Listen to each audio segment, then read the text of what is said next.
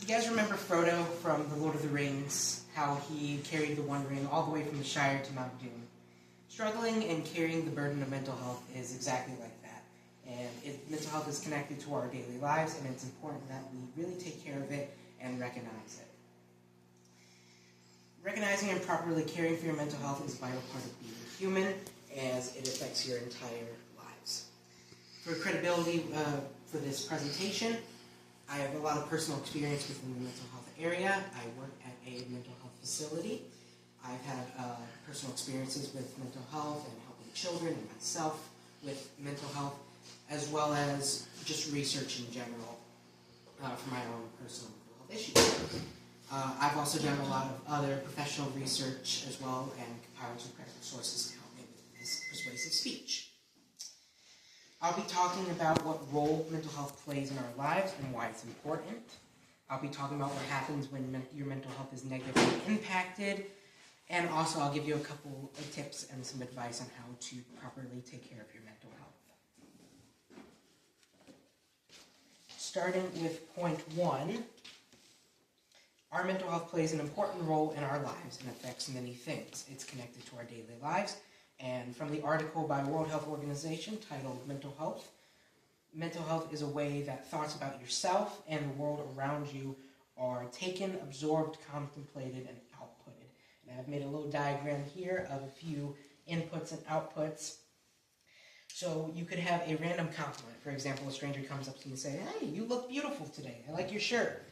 That would be an external input. Or you would have a thought about yourself. Maybe you say, "I do look good today." Those would be inputs. They would go through the brain, and you are contemplating them, and they're outputted as either an external output, like thank you, saying thank you to the stranger, or the output of an internal output, "I do look good today," a self-affirmation. And self-affirmations are a sign of a good, mentally healthy mind. Other aspects to why mental health is important and the role of mental health in your lives is it contributes to both you and the world around you, your productivity, people around you, and so forth. The article also describes mental health as a basic human right, and from another article by the University of Utah titled "Mental Health is just as important as your physical health." Mental health is also connected to your physical health. When one of those mental health or physical health is impacted, the other one is also impacted, both negatively and positively. Now that we talked a little bit about what mental health is and what roles it plays, let's go back to that compliment from the stranger that you look beautiful today and kind of see what happens when the output isn't positive. Maybe you would think like, "Oh, I don't look good today." Negatively impacted mental health as a result can be damaging to both you and the world around you, and there's multiple different factors on how your mental health can be negatively impacted, such as stress, work, school, livelihood, events, situations. So much can negatively impact your mental health. When all that stuff bottles up, it could create mental illnesses, such as the compliment or your internal thought process as "I'm not beautiful." From an article by montana.edu titled "What is Mental Health?" A mental illness, like I spoke of before, is a mental or psychological disorder that's only officially diagnosed by an official practitioner, such as a doctor, therapist, and so forth.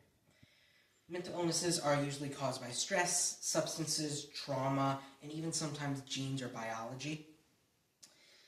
There are different effects to the body and mind through mental illnesses. Key ones are like depression and anxiety. And depression, for example, you can be less proactive, you could even be numb to emotions and just feel like absolutely nothing. You could get even more negative comments going through your head and basically create a big lack of belief in yourself.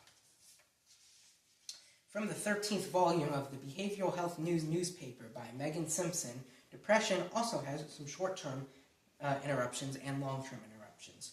Short-term interruptions can be from school, work, relationships, and so forth. There could be also some long-term problems and interruptions, like chronic health problems. Mental illnesses can be mild at first, but they also can start to build up and bottle up, become more severe over time. and that can lead to a lot of terrible outcomes.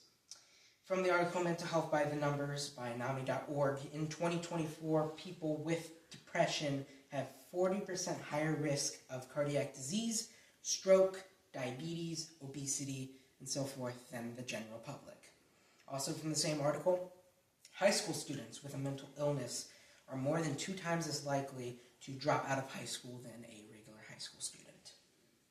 But the worst and probably the most common and saddest outcome of a mental illness is suicide. Suicide was named the second leading death in the U.S. in 2023 from ages 10 to 24. And from the article itself, doing the math, that meant 1 suicide every 11 minutes. So now that we've talked a little bit about what mental health is and what role it plays in your life, as well as some of the negatives, here is some credible tips to help prevent your mental health from getting negatively impacted. From the 5th issue of the Youth Mental Wellness magazine titled Unseen by CasaHealth.org. Talking to someone, talking to a friend, talking to a family member, even a therapist or so forth, can really help really alleviate that stress and anxiety that you may feel, and bottled up emotions can go down. There are more excessive ways to talk to people for anxiety or official diagnosis of mental health, such as psychotherapy, cognitive behavioral therapy, or talk therapy.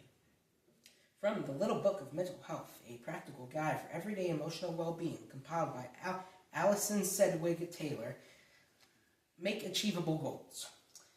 When you're setting a goal, if it's too high or too low, you may create frustration for yourself, stress, and so forth. But when you make an achievable goal, it becomes more steady, self-paced, and you can get a nice sense of self-esteem from completing said goals. Lastly, from the same little book, exercise. I know it's a really common suggestion for taking care of your mental health, but it does help. It builds confidence, self-esteem in yourself, and is a really safe and appropriate way to relieve stress, anxiety, and anger, and all those negative emotions that build up. So, in conclusion, I first talked about what mental health is and what role it plays in our lives and how important it is. I explained how mental health can be negatively impacted and the results of that. And finally, I gave a few tips on how to properly care for your mental health. And I hope that after listening to this speech, that if you've not been taking care of your mental health, that you do just that. Because taking time for yourself and your mental well-being not only benefits yourself, but the world around you.